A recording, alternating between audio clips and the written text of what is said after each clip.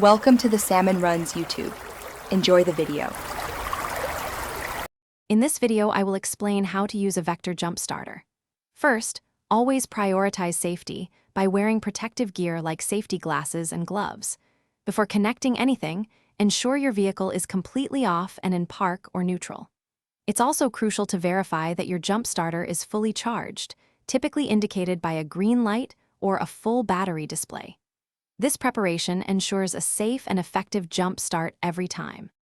Now, let's connect the cables correctly. First, attach the red positive clamp to your vehicle's positive battery terminal. This terminal is usually marked with a plus sign.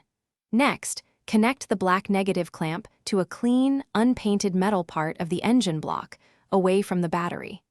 This creates a safe ground connection. Double-check that both clamps are firmly attached to prevent any accidental disconnections during the process. With the cables securely connected, it's time to start your vehicle. Turn on your jump starter unit, following its specific power-on instructions. Then, attempt to start your car for a brief period, no longer than 5 seconds.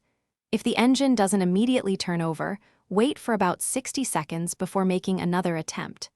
This allows the jump starter to recover and prevents overheating, ensuring a smooth and successful start. Congratulations, your vehicle is running. Now, carefully disconnect the cables in the correct order. First, remove the black negative clamp from the engine block. Then, detach the red positive clamp from the battery terminal. After every use, it's essential to recharge your jump starter fully. This ensures it's ready for the next emergency. Store it properly to maintain its performance for many years to come. Thanks for watching. Consider subscribing if we helped you.